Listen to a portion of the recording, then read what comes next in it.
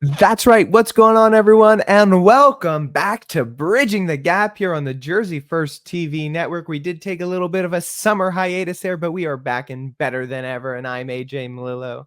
And I am Stephen Rambola. And we are back to break down debate night number one. After that debate, the spectacle that was the first, second, we'll call it debate 1.2.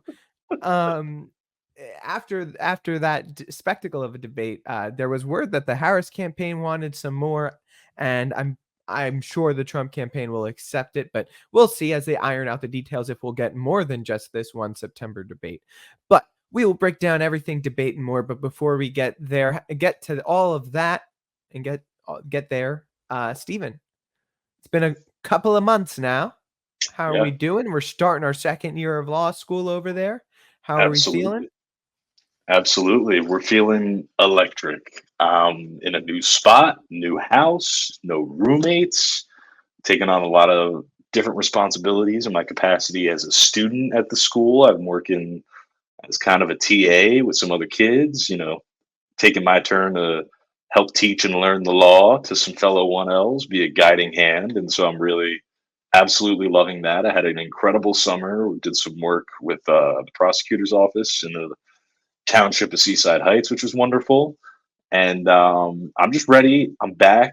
I feel as motivated as ever. I'm excited to get through this hump. And similar, I remember us having this conversation this exact time last year. But once I finished this semester, I'm halfway through. I'm like, it's flying by before my eyes. First year I was like pulling my hair out, like, when is this gonna be over? And I feel like I blinked and it's like, oh my God, you're already coursing through this. So trying to take all the moments in and just be grateful and be present and keep busting my booty to do hard and do good work. We're almost halfway there, Stephen, and literally pulled your hair out after the end of 1L year. It's I gone. did. You practically pulled it all out. I think this is what the people want to see. That is true. That is true. It was pulled completely out, all of the hairs. But no, that's great. You're halfway through, and you'll keep kicking butt and taking name, no doubt about it. I'm so proud of you. Um, and you're almost there, man. You're almost there. That's Stephen it. A. Rambolo Esquire coming sooner rather than later. It coming much sooner rather than later is Anthony Melillo Esquire, because this man's about to be on his last semester after this one. You got like That's one right. and a half left. 1.5 left, and let me tell you something, as every day goes by, it makes me wanna be done more. 'Cause I got a bad case of the senioritis, my friend, but we'll get through it.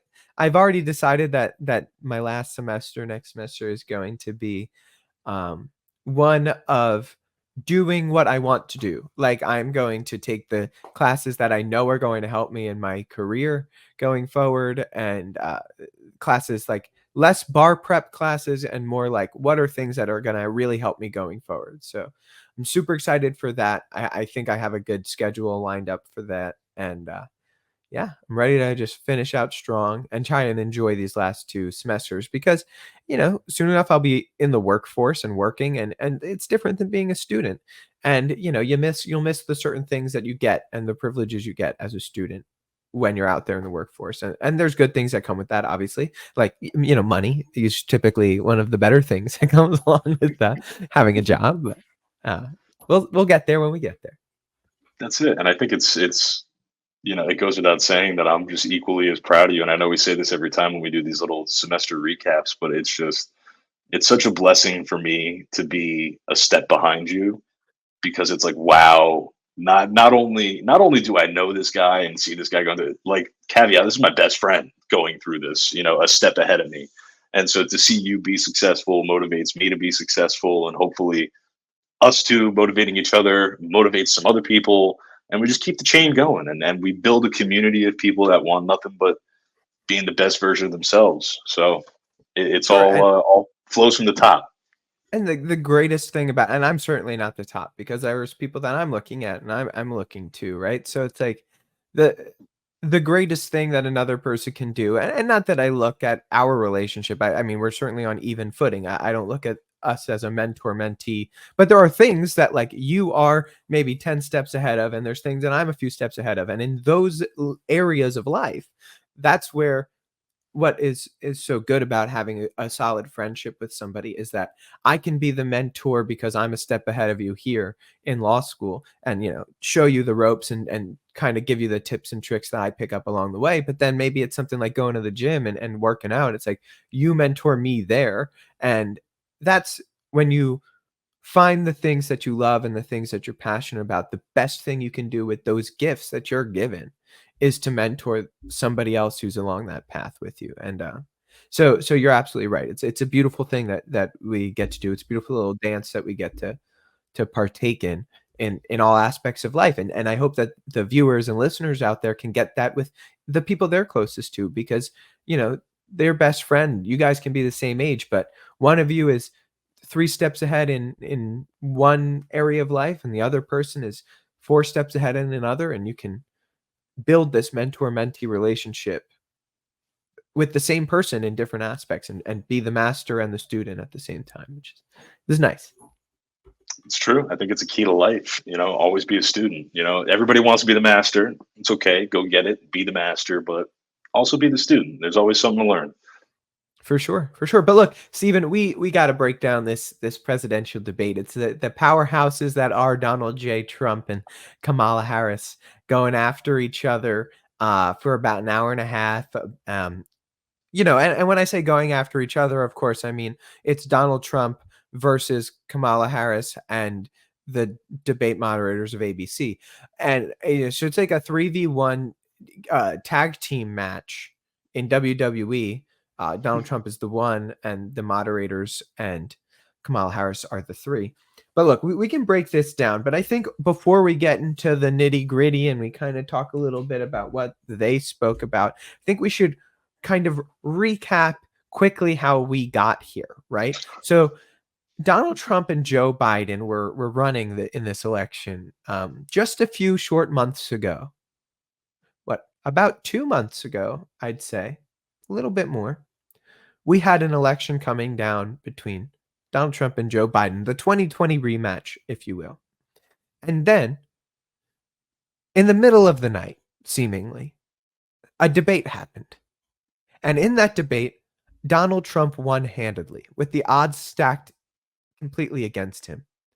And after that debate happened, the narrative switched. The narrative switched from saying that Joe Biden is not only the greatest president that we've ever had, Stephen, he's the most competent president that we've ever had. And not only is he the most competent president that we've ever had, Stephen, you should trust him not only with your freedoms and your money and your lives, you should trust him also with your children and your grandchildren. And he's the greatest man to ever grace the face of this planet Earth. And then seemingly overnight, that all switched, and Joe Biden didn't know what he was doing. He didn't know where he was, and maybe he's not fit to be the president of the United States. And so, after a democratic process known as a primary, in which Joe Biden received about what is it, 14,000 votes, 14 million votes, A million. 14 million votes. After Joe Biden received 14 million votes from the wonderful people of the Democratic Party, what happened, Stephen? Well, they turned around and said, you know what? Never mind. We know that we shut out every other primary competitor that we had against Joe Biden to run against him for the Democratic ticket. But Joe Biden's no longer the nominee, and instead, Kamala Harris, our vice president, who may or may not have been prior to this the least liked vice president in the history of our country. But now you're going to love her and you're going to like her, and she's going to be the presidential nominee. So then what happened was, I'm doing a quick recap here. So then what happened was Donald Trump was shot in the face.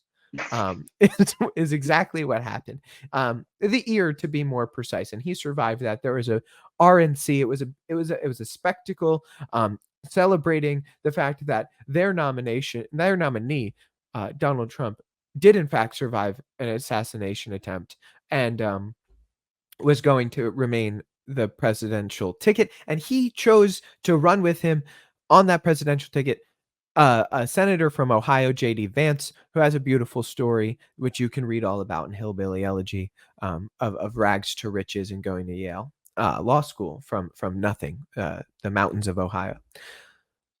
So that's what happened on the Republican side. The Democratic side, they also had a primary, and in that primary, like I said, they kind of swung in, and their delegates put Kamala Harris into that seat without having received not a single popular vote amongst the Democratic elite. And in the whole time, they told us that Donald Trump, he's a threat to democracy. So in turn, we are going to subvert the democratic process and put this person in. And then what they did was after that, see now if you're following along, is they not only put her there, but they also elected a vice presidential candidate. His name is Tim Walz, and Tim Walz is the governor of Minnesota. You may remember him from, when Minneapolis burnt to the ground in the summer of 2020, or possibly when he put tampons in the boys' bathroom for fourth graders in elementary schools. You're familiar. You may have heard of him there. So now Tim Walz, he's America's uncle, grandpa, something, I don't know. And Kamala Harris, she's America's aunt. And they are going to swoop in and they're going to fix America. They're going to make America better. You might ask, how are they going to do this? Well, they're going to build a border wall. They're going to what else are they going to do, Stephen? Maybe you could give me. Oh, they're going to not tax tips, right? They're not going to tax tips. They're also offering a $6,000 child tax credit. Sure. $6,000. Right. Now, you might say to yourself, Self, these ideas sound familiar. Where did I hear them before? And that's right. You heard them all from the Donald Trump campaign. So now that we're all on the same footing, the current vice president of the United States is going to make America great again. And how she's going to do that is she's going to reverse all of the policies that she currently supports as the vice president of the United States, the current vice president of the United States, except for the fact that she doesn't support those policies because Donald Trump likes them, except for the fact that that's on her policy platform, except for the fact that she's going to close the border, except for the fact that she is the border czar currently, and she hasn't closed the border yet. And that's where we are right now. It's September 10th. It's yesterday. We're recording this on September 11th. And I should take a brief pause to say that we will never forget the tragedy that happened September 11th, 2001. And we remember and we respect all those that lost their lives and served to keep us safe that day and beyond. But yesterday, September 10th, there was the presidential debate, and that's where we got here. And now we are talking. And Stephen, that was my brief recap of what happened since we've been gone. Let me know if I've missed anything, if you'd like to add anything else before we get into debate coverage. I feel like I gave a very fair and accurate analysis. Yeah, it was succinct for sure. I think, let me just rack the brain really quickly. Yeah, no, it seems as if you know what you did neglect, and I think is important to mention too, that the importance of this debate that we watched yesterday. This was the first time that anybody was actually allowed to even ask questions of Kamala Harris, because since she was installed vis-a-vis the coup that the Democratic Party executed against Joe Biden, she wasn't answering questions from reporters. She was actually getting out of SUVs with wired headphones on, not answering questions of anybody. And in the meantime, Donald Trump did something in the neighborhood of, like, I think the number was like 56-ish interviews. He was on just about every major podcast with the exception of Joe Rogan. And I wouldn't even count that out in the near future, genuinely. And so Trump She did one interview. Oh, that's right. That's right. The 40-minute that was pre-taped, not live, cut down to 18, where CNN didn't release the transcript. That one?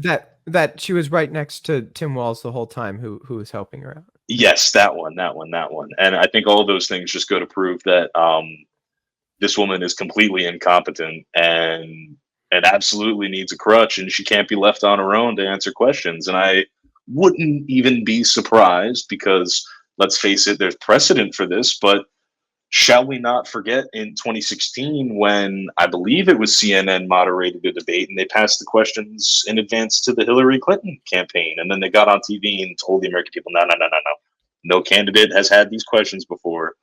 And as goes politics, it takes a couple of years before the truth, creeps its head out of whatever nasty little hole it's been buried in, and we find out that that did happen. And I wouldn't be surprised if we find out that that happened here, because this woman is a complete disaster. She can't be left alone to talk to the press. You're trying to be the president of the United States. You can't be left alone to talk to the press. And one thing about this debate, before we get into the coverage of it, and the one previously, that really irks me to my core: why are we having these debates in closed, audienceless studios? This is a country founded on the principle that the ultimate power resides in the people. And when you are offering yourself, you are running for the highest office in the land, you are going to speak to voters directly. You should, it should be requisite that you stand and defend your record and your policies in front of the American people, not in front of a TV studio, not in front of a TV camera. People should have been there. Kamala Harris should have had to look people in the eye when she said that she stands by Joe Biden's decision to pull out of Afghanistan. She should have to do that. That should be requisite for even running for the office. And the fact that she shied away from it for months, and the first time she gets to do it, again, is pre-planned in front of a camera with microphone control switches and this, that, or whatever, tells me everything I need to know. But she's wholly unqualified to face the facts and face the consequences of her atrocious policy decisions. But I might have gotten ahead of myself a little bit. Yeah, Stephen, before we get into that, and certainly we will discuss it all. I just think what is important to note is that we shouldn't be confused. We shouldn't confuse this Democratic Party coup of knocking Joe Biden off of the ticket with the time in 2020 when they pretty much forced Joe Biden on the ticket at the expense of Bernie Sanders, or the 2015-16 primary where they actively rigged the primary system against Bernie Sanders. And remember, Stephen, I need to remind you that this is the party of democracy. Absolutely. And Donald Trump is a threat to democracy. And I think it's important that we note that and we mention that, and we make Absolutely. sure that we tell people that. Well, So, and I think one more thing to just, be especially clear about it: the party of democracy and the candidate of democracy, and Kamala Harris, was actually just endorsed for president by Vladimir Putin. And so I think that's really important when we talk about the values that this party has, and the love that they have for democracy. yeah, I think that's a great point. I really do. I think we should remind ourselves of some of those things. But why don't we get into some debate coverage? I think, you know what, Stephen? Look, I think the appropriate place to start is the beginning. And the first question of the night was this. You know what? I think it's better that we let um, the ABC moderator, David Muir, completely unbiased and fair, David Muir. We should That's a let good call. him speak on this issue. So as I get it ready, here we go. I was raised Vice President Kamala Harris and President Donald Trump. Sorry, well, I'll do a little bit of talking here as I backed up a little bit too far. But Kamala Harris and Donald Trump had never met. They shake hands here. She introduces herself. Welcome Kamala to you Harris, both. let's have a It's good wonderful debate. to have you. It's an honor to have you both here tonight. Good evening. We are looking forward to a spirited and thoughtful debate. So let's get started. I want to begin tonight with the issue that voters repeatedly say is their number one issue, and that is the economy and the cost of living in this country. Vice President Harris, you and President Trump were elected 4 years ago, and your opponent on the stage here tonight often asks his supporters, are you better off than you were 4 years ago? When it comes to the economy, do you believe Americans are better off than they were 4 years ago? So I was raised as a middle class kid. And I am actually the only person on this stage who has a plan that is about lifting up the middle class and working people of America. I believe in the ambition, the aspirations, the dreams of the American people. And that is why I imagine and have actually a plan to build what I call an opportunity economy. Because here's the thing. We know that we have a shortage of homes and housing, and the cost of housing is too expensive for far too many people. We know that young families need support to raise their children, and I intend on extending a tax cut for those families of $6,000, which is the largest child tax credit that we have given in a long time, so that those young families can afford to buy a crib, buy a car seat, buy clothes for their children. My passion, one of them, is small businesses. My mother raised my sister and me, but there was a woman who helped raise us. We call her our second mother. She was a small business owner. I love our small businesses. My plan is to give a $50,000 tax deduction to startup small businesses, knowing they are part of the backbone of America's economy. My opponent, on the other hand, his plan is to do what he has done before, which is to provide a tax cut for billionaires and big corporations, which will result in $5 trillion to America's deficit.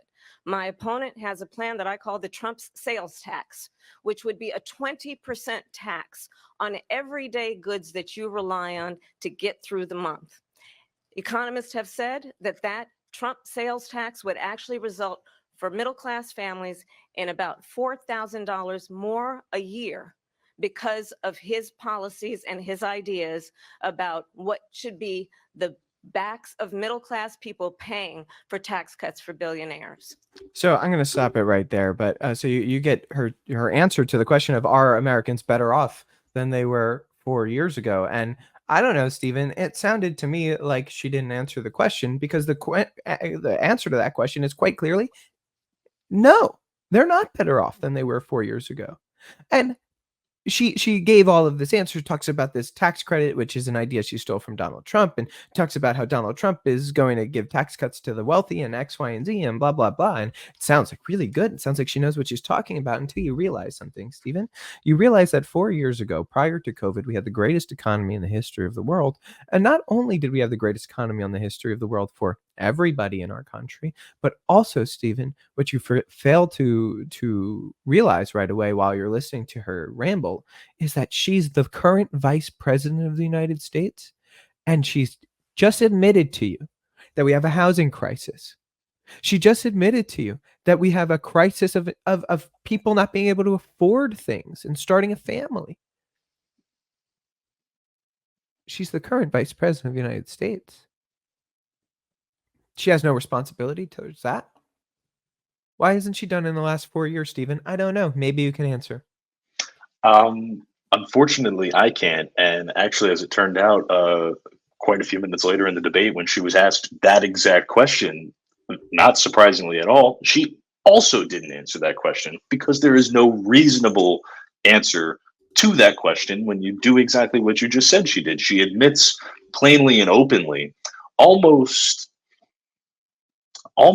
in a, man, I'm blanking on a good word for it, but almost like a, wow, we're so bad. Wow, wow, wow, wow. He's been out of office for 3.5 years, lady. You've been in charge. And if we let that clip continue to play, I believe in her response to Trump's answer is when she goes on to blame him for COVID. She blames him for, she goes, well, let's look at what he left us. He left us the lowest unemployment, or the highest unemployment, and the worst economy, and this, that, or whatever. She blames COVID on Donald Trump. And I think that it is such a gimmick, and it is such a sham. And this first question should have clued America into what was going to happen for the next 90 minutes, which is, you can't expect an answer from this woman, because countless times she was asked very simple, yes, no, here's the circumstance. This isn't the circumstance. Easy to answer questions. And she does exactly what politicians do, exactly what Chris Christie would have accused her of doing if he was on that stage, the Washington drive-by, the memorized 5 to 7 lines, get your point, hit the shot, keep it moving. They bring it up again, hit your point, make the shot, keep it moving. And it's just tired. It's boring. It's placating. And Americans, and this is the most insulting part about it, Americans know that. There is nobody who is sitting there watching that saying, oh, yeah, even though inflation's the highest it's been in this country ever, she's right. Our economy is okay. Donald Trump is to blame. Oh yeah, the housing crisis. Ba ba ba ba ba. It's insulting. It's insulting. And then the Trump sales tax, also a complete mischaracterization. And I'm actually glad that he answered that question directly, because that is not at all how tariffs. She's talking about his tariff proposal And I think it's Which is just something they absolute. kept on their policy. They didn't remove his tariffs.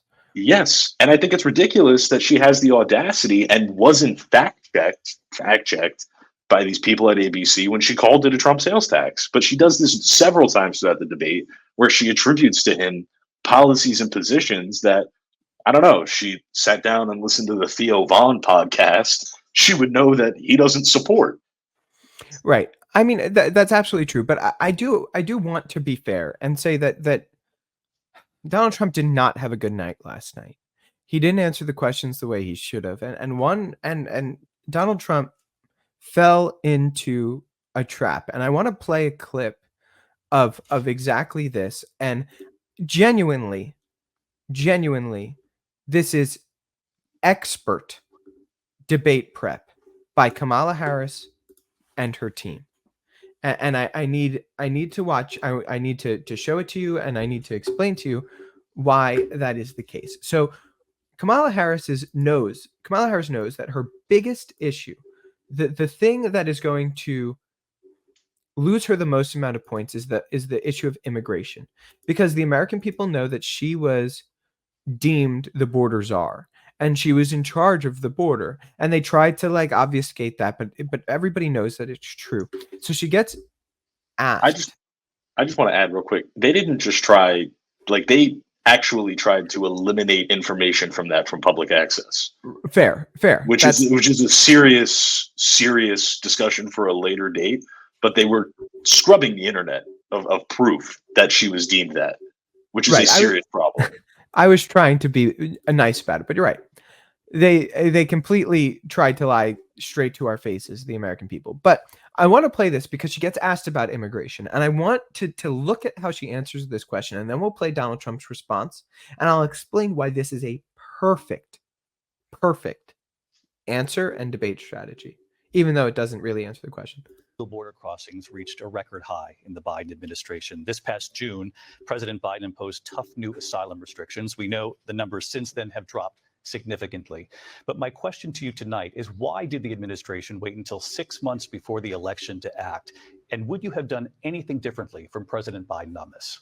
So I'm the only person on this stage who has prosecuted transnational criminal organizations for the trafficking of guns, drugs, and human beings. And let me say that the United States Congress, including some of the most conservative members of the United States Senate, came up with a border security bill, which I supported. And that bill would have put 1,500 more border agents on the border to help those folks who are working there right now overtime, trying to do their job. It would have allowed us to stem the flow of fentanyl coming into the United States. I know there are so many families watching tonight who have been personally affected by the surge of fentanyl in our country.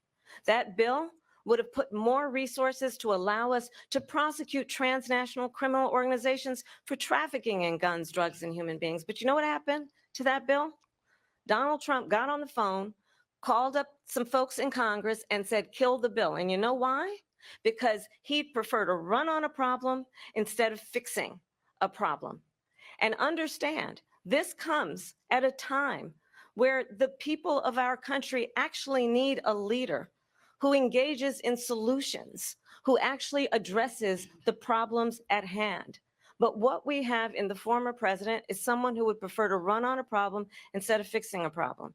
And I'll tell you something, he's going to talk about immigration a lot tonight, even when it's not the subject that is being raised.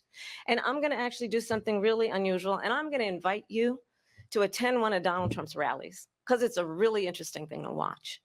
You will see during the course of his rallies, he talks about fictional characters like Hannibal Lecter. He will talk about windmills cause cancer.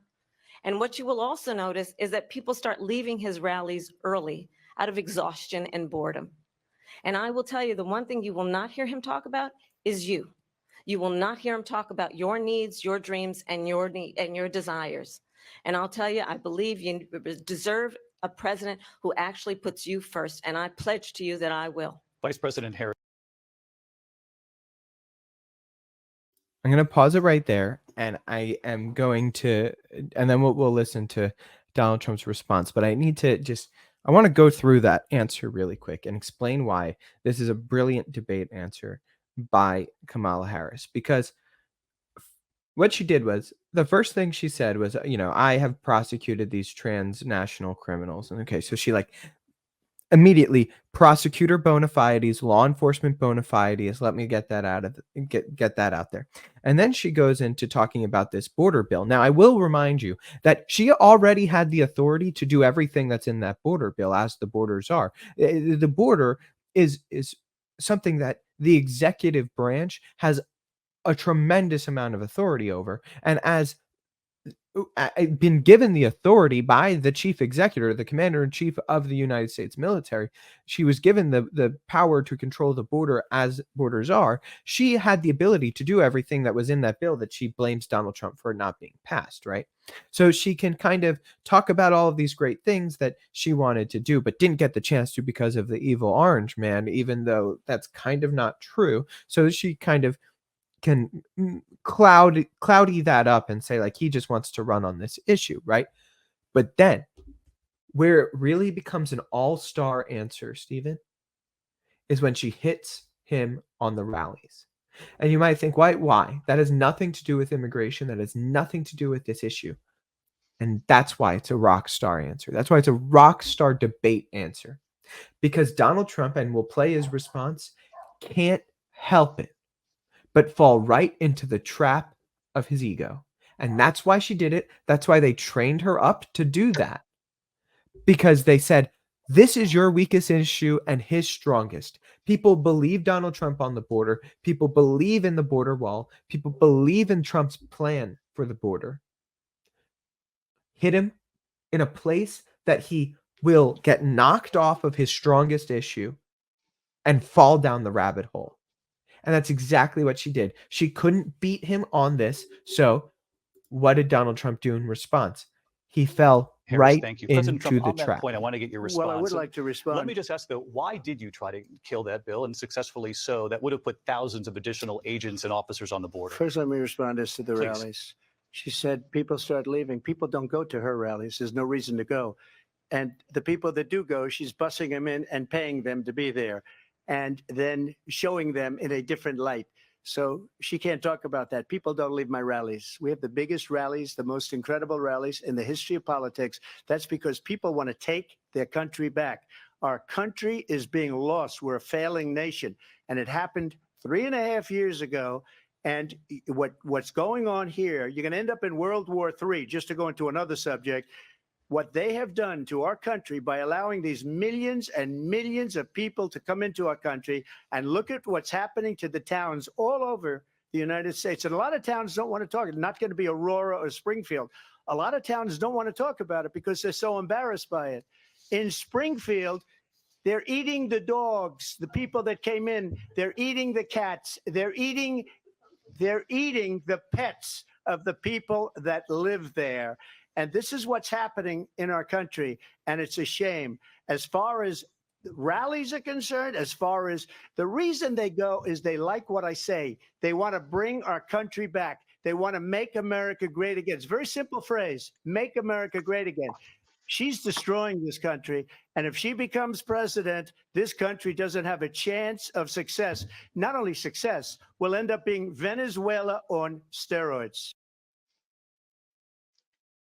So the reason I bring that up is like she was able to do this thing where Stephen, and obviously I want to hear your take, but this is how I look at it. She gets him talking about the rallies, and then he brings up that Springfield and Aurora story, right? And it makes him being so toned in and clearly upset by that rally comment. Like you could see he's visibly mad about her bringing up the rally comment. Then he talks about the Springfield and the people eating cats, and there's videos, but it makes him sound crazy. It makes him like, what is he even talking about right now?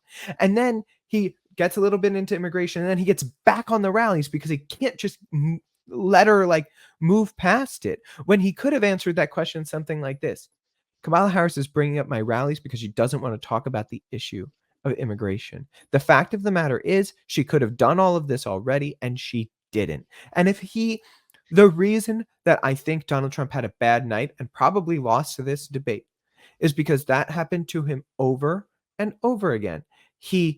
All he had to do is say, she is trying to distract you from the fact that she has failed you for 3.5 years. She's currently sitting in the seat that or in the seat next to the one she's running for. She's in the current administration, and every issue that you're hearing right now, she has failed you on. She hasn't done anything about it.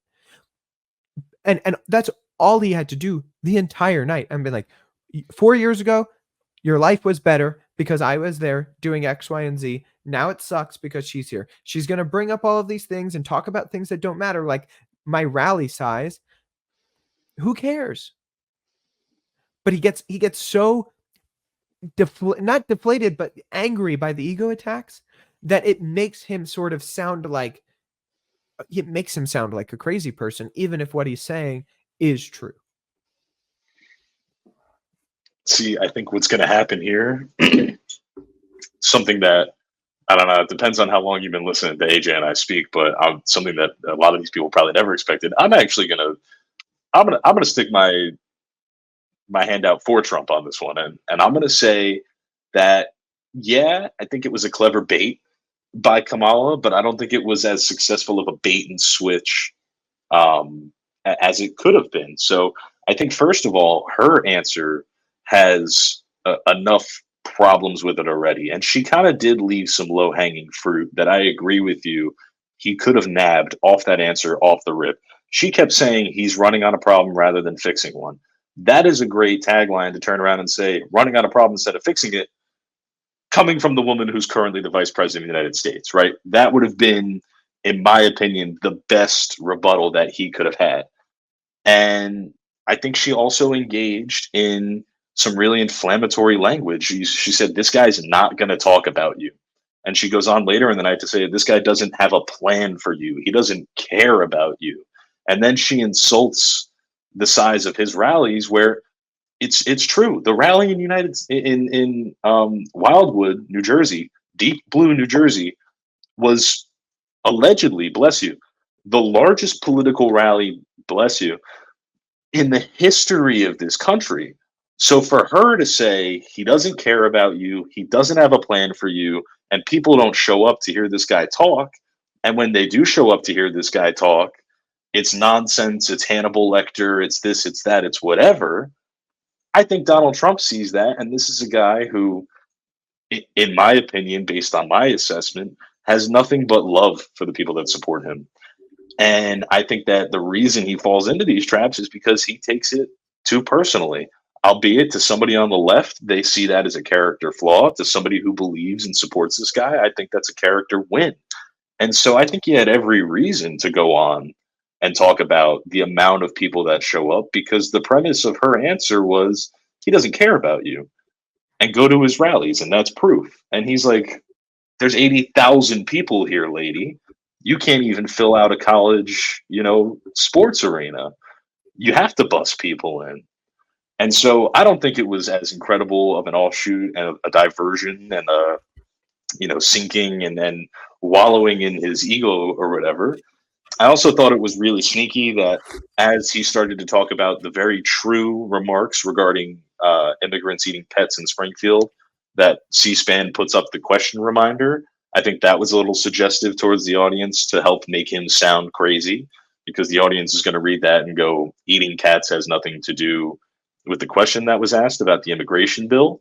And then I do believe he also goes on later in the evening to give a pretty reasonable answer. And I'm fairly certain that the reason he killed the immigration bill is because it was tied up in Ukraine funding. And then she goes on and again, when they talk about Ukraine, she goes on to make remarks about Vladimir Putin marching all the way to England. You want to talk about inflammatory language. You want to talk about things that get a rise out of people. She's trying to get a rise out of the international community, stoke the flames of war, and not take accountability for anything she's doing. So I agree with you. I think it could have been a slam dunk for her. But I think when you put into the context of everything, and especially the way that Donald Trump feels about his supporters, and he takes pride in his rallies, it didn't surprise me. It was an expected answer, and I think pretty justified given the context of everything that she said. Look, I just think, Stephen, that this debate is appealing to one group of people. And that one group of people, not appealing, but it matters, I should say, to one group of people. And that one group of people are independent voters. And I think that the independent voter listening to that response doesn't get what you're saying out of it. I think they get like, man, she hit him with this rally thing, and then he gets kind of stuck on it, and then he kind of like goes into this random tangent that seems unrelated about the people eating animals on the street, and like it feels disjointed, it feels all over the place, and it feels like a man who just got gut punched and now is like scrambling. And I think that that's why it comes off that way. Uh, I think that Kamala Harris did that multiple times throughout the night, and that was the best. Now, the best part for her, and I think that's why she won it, because not only that, but she sounded coherent, right? Like when the last debate was Joe Biden sounding absolutely incompetent, her being able to string Because he, sentences together made her look good. And then Donald Trump answering in that way was, it just hurt him. Now, I'll let you go, can sir. I was going to say, I want to offer something because this is something that I've thought a lot about. Back way back, many years ago, when you and I began this journey on actual terrestrial radio airwaves, one of my favorite things that I used to say was, politicians lie, Democrats sound better. That's why I'm a Democrat. Kamala Harris is a perfect example of that. She can put together coherent sentences sometimes. I think the issue is when you look and you really listen to the words that are coming out of her mouth, and you realize A, that they're empty platitudes, or B, the actual true content of what she is saying, what it means when you contextualize her policy positions, who funds her, where she gets her money from, what she runs on, her entire career. The actual meaningful content of her words is far more disturbing to me than Donald Trump going on and talking about a true story of an event that happened in a small town in America. And I think that's the real disconnect. And I think that, again, it's easy after the fact. I don't know how much coverage you watched after. I watched ABC after the fact, and everybody immediately jumped on the, well, this was a win for Kamala Harris. She was put together. She was this. She was that. Trump was rattled. Trump was this. Trump was that. Let's talk about for 1 second, just to highlight my point. I wrote this down. When they were talking about the abortion issue, she said her exact words were, the government shouldn't tell women what to do with their body, as she was arguing in defense of Roe, which permitted the federal government to regulate what women do with their bodies. This woman is a walking contradiction. The things that she says, when she gave her findings, her closing statements, one of her promises to America was to ensure that we have the most lethal fighting force in the world.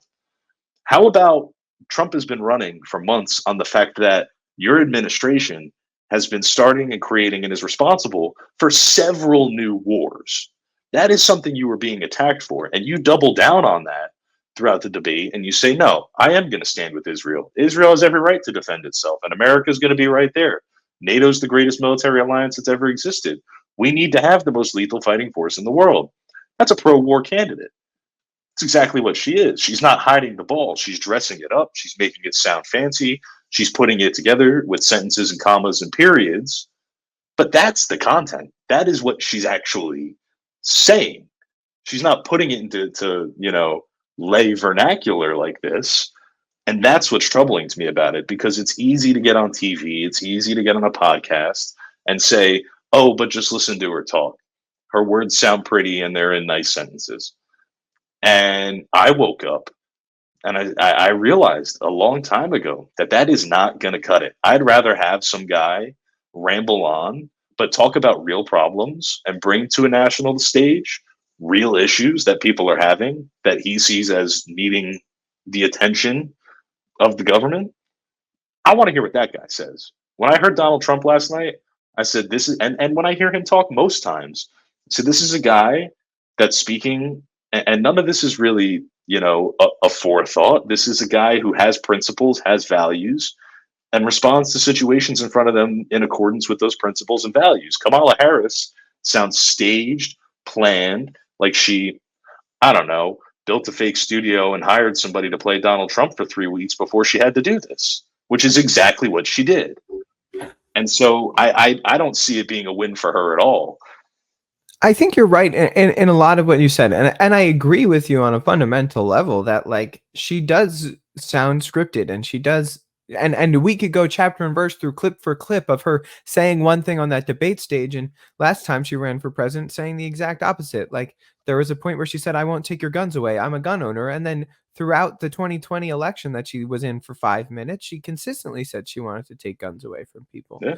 Um, or being pro of a single payer healthcare, and then that changing, right? Like we could go chapter and verse of her lying and switching, and I think that that's fair and completely true. Again, you're talking about surface level voters a lot of the time, and surface level voters don't know that type of information, and or they haven't been exposed to it because they're only listening to what they're being fed on these places. Now, you did also mention the stuff with the fact that uh, the issues of the war and of the Ukraine and stuff like that, and I think that that is where Donald Trump shined the most in the debate, It and is. I do want to play that clip because I do think that I think that you're right. This was his best answer of the night, um, and the right answer to the question. So here it is. And I want to ask you a very simple question tonight. Do you want Ukraine to win this war? I want the war to stop. I want to save lives that are being uselessly, people being killed by the millions. It's the millions. It's so much worse than the numbers that you're getting, which are fake numbers. Look, we're in for 250 billion or more because they don't ask Europe, which is a much bigger beneficiary to getting this thing done than we are. They're in for $150 billion less because Biden and you don't have the courage to ask Europe like I did with NATO. They paid billions and billions, hundreds of billions of dollars when I said, either you pay up or we're not going to protect you anymore. So that's maybe one of the reasons they don't like me as much as they like weak people. But you take a look at what's happening. We're in for 250 to 275 billion. They're into 100 to 150. They should be forced to equalize. With that being said, I want to get the war settled. I know Zelensky very well, and I know Putin very well. I have a good relationship, and they respect your president. Okay, they respect me. They don't respect Biden. How would you respect him? Why? For what reason? He hasn't even made a phone call in 2 years to Putin, hasn't spoken to anybody. They don't even try and get it. That is a war that's dying to be settled. I will get it settled before I even become president. It goes on, but I think that's enough of the answer to illustrate the point that I was trying to make, is that it's a perfect answer because he doesn't play the game. And I think that the American people appreciate that in this context where it's like, do you want Ukraine to win? I want the war to end. I want people to not die. I want an agreement to come. Like people don't like war. Like this it is warmongering to the core to say that like one side should win and one side should lose, and if you think that that Ukraine shouldn't win, that means you're a Russian stooge and you're anti-democracy and blah blah blah blah blah. But it's like it's not about who wins and who loses in war. The fact is that millions and millions of people are being killed right now, and we need to end that from what's going on. The true warmongering is when Kamala Harris, in response to that, looks at him and says, ask the X amount of tens of thousands of Polish people that Vladimir Putin would invade. That's the warmongering. Right. And again, the blatant hypocrisy, Donald Trump illustrates the point when they talk about the conflict in Israel about how Kamala Harris refused to meet with Prime Minister Benjamin Netanyahu when he got on a plane and flew here to give a speech to Congress to ask for America's support. So how can she, when that happens, neither her nor Biden meet with this guy, but then get on the stage and tell the American people, I stand by Israel. Israel has the right to defend itself. Ba ba ba ba ba. It none of what she says makes sense. And to bring it back to the Ukraine thing, I thought her answer was so dissatisfying because Donald Trump came out, like you said, and immediately was like, I don't care about winners or losers. I want a solution that works to stop killing people, which is the most reasonable thing. And for her to just continue to warmonger and say that if we don't continue to fund this war, if we, the American, let me remind you folks, there is two oceans which separate us from this conflict and several continents in between and countries in between. If we don't continue to support Ukraine in this war, Vladimir Putin's going to march all the way to England, just like Hitler. Oh, Stephen, it was so much worse than that because that answer, and we could play a little bit of it, it wasn't that if we don't continue to support this, he'll march right in. It was more like he would have done this if Donald Trump was president and we weren't in office. Which is The a way she lie. frames the question is the way she frames the answer is like, we prevented that from happening by what we did. Not this will happen. It's we prevented that from happening.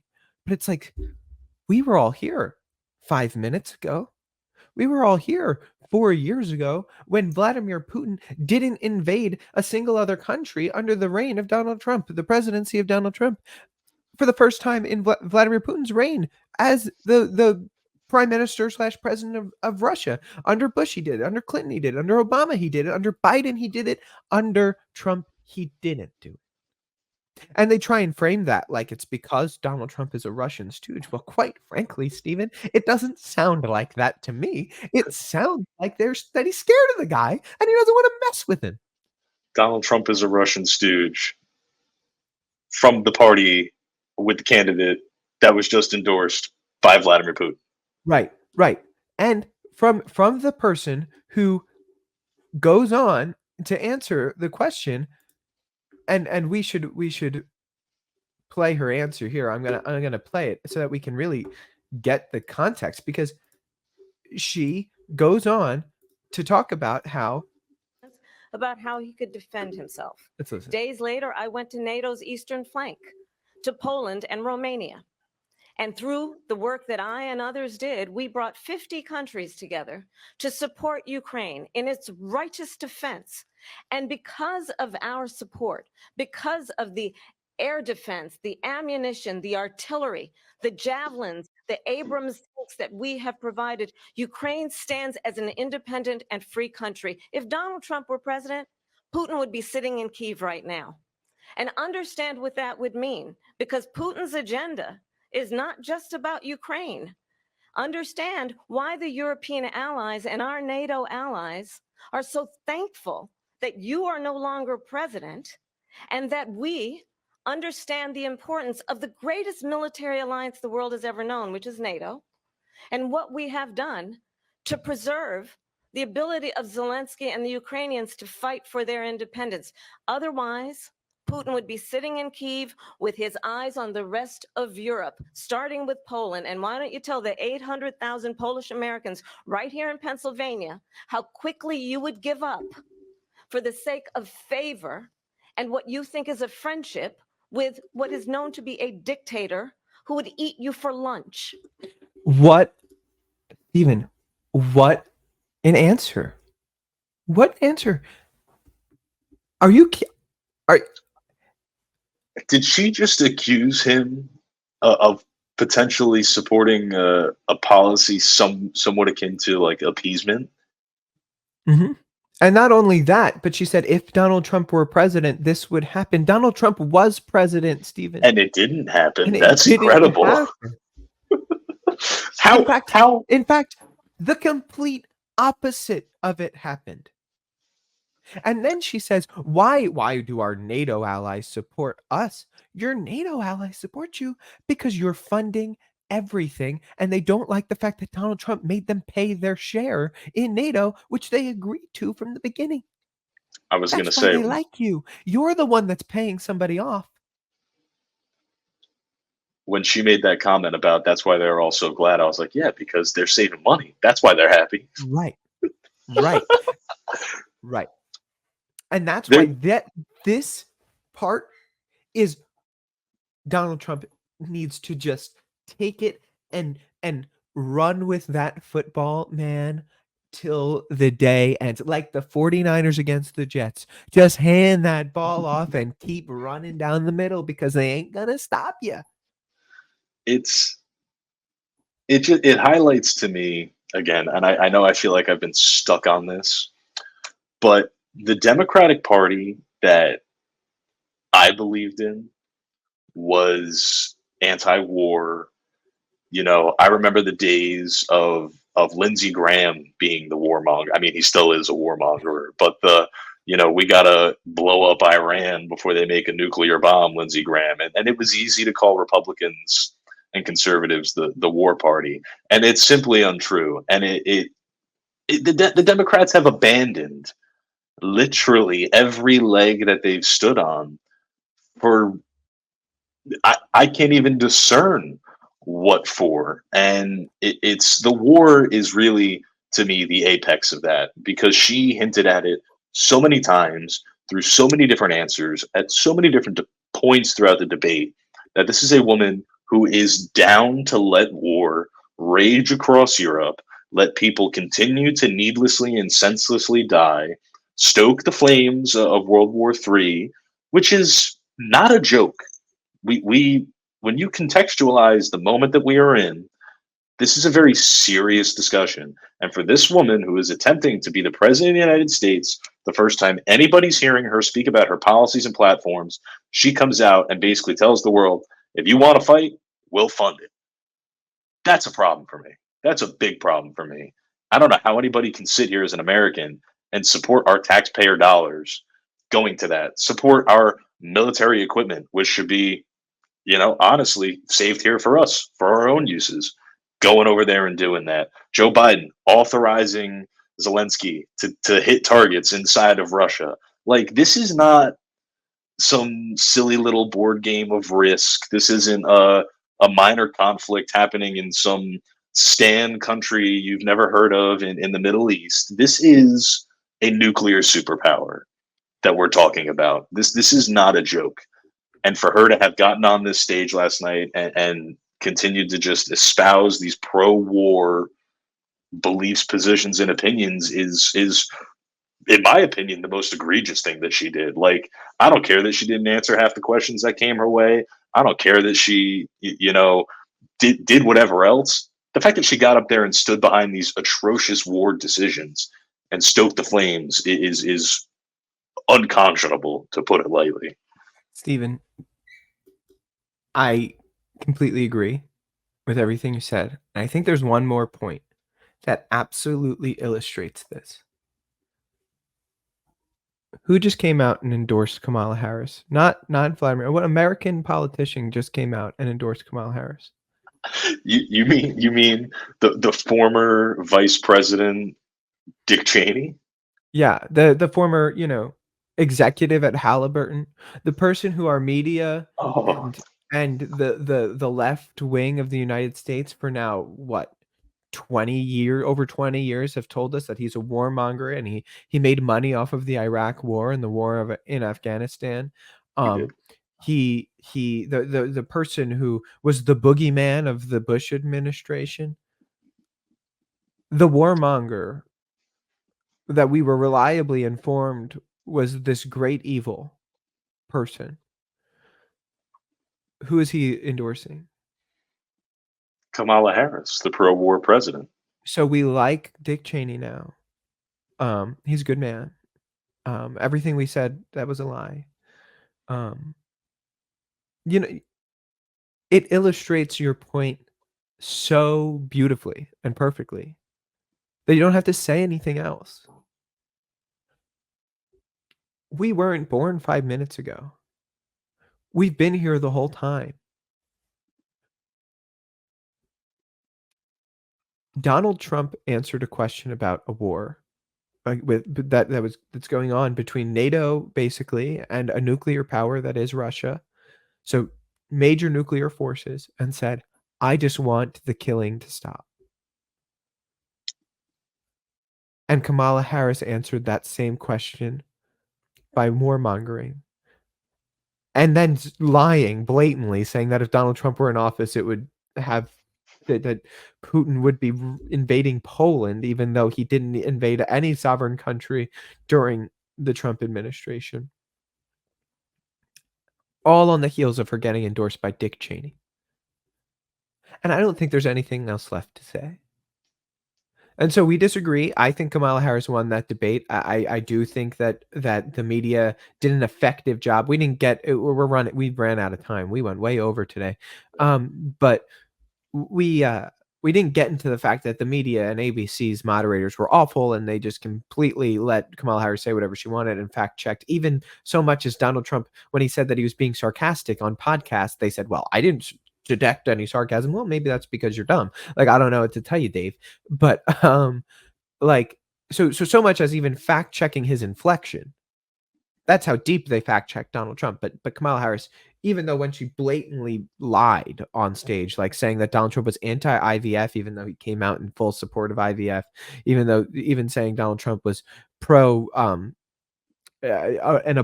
federal abortion ban, even though he repeatedly said he wasn't, even though she did the Charlottesville lie, which Joe Biden did. Yep. At the CNN debate, and Jake Tapper fact checked him on, and also did the rest of all of the media has fact checked that story false. Like, it didn't fact check her on a single thing. So we could have gotten into more of that, but I think it's a perfect place to. And Stephen, I will let you give your point. I just think it's a perfect place to end on saying, like, it all comes down to this. Donald Trump said, "I want the killing to stop," and Kamala Harris got endorsed by Dick Cheney and said, "We want this war to keep going." It's ridiculous. It's ridiculous. The other lie that I thought was egregious that she should have been fact checked on instantaneously that she continued to espouse throughout the debate was attributing Donald Trump in any type of way with Project 2025, which, if you have listened to anything that Donald Trump has said for the past, at this point, probably 6 months, he's completely disavowed himself from it. He said several times that he hasn't even read it because he doesn't want to know what's in it because he is not associated with it. And the icing on the cake is yesterday, before the debate, the founder of the organization that proffers Project 2025 put out a video statement saying Donald Trump has nothing to do with this. So egregious of the moderators to allow her to sit there and in one sentence say that he supports a national abortion ban and that his plan is Project 2025 to blatant obvious that she knows are lies was some of the worst fact checking. But in sum, for me, I think the biggest takeaway is what you've been saying the whole time is we weren't born 5 minutes ago. And so every single person who is of voting age in this country is at least 18 years old, right? And so the only request that I have following this debate, if you watched it, if you can vote on your experiences, vote on your life, vote on the things that you know to be true, the things that you have seen with your own two eyes, heard with your own two ears, and don't allow either of these politicians to attempt to paint a narrative that contradicts or differs than what you understand to be the truth. And I feel like I have to add some kind of condition on that because even the term truth for some reason has got this subjective notion to it. And when I say truth, I mean Donald Trump has said several times that he won't sign an abortion ban. That's true. No matter how much you dislike the guy, that's true. And so everybody needs to work on acceptance. Everybody needs to work on pushing, their boundaries into uncomfortable spaces to challenge their beliefs. But do not let either of these people attempt to dissuade you from what you know to be true and tell you that things that you saw with your own two eyes never happened, things that you heard with your own two ears were never uttered. Because when we allow that to happen, they control the narrative more than they already do, and they'll just execute their will on us as the free and sovereign people that we have the right to be in this country. Yeah, I couldn't have said it better myself. I couldn't have. hopefully there's another debate, but there will certainly be more of us going forward. We did go long today, so I think we do have to cut it here. But Stephen, I'm super excited to be back, and I think that we are going to have such a fun election season ahead. But with that, this has been another episode of Bridging the Gap. My name is AJ Malillo. My name is Stephen Rabola. We hope you have a wonderful week, everyone. We will talk to you soon for Jersey First and the Jersey First TV network. See you later, everybody.